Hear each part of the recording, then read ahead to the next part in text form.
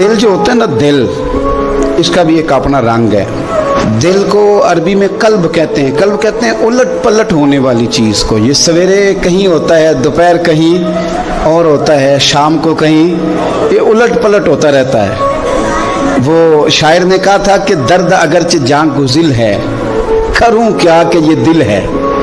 रमेश का अगर ना होता तो फिर गमे रोजगार होता।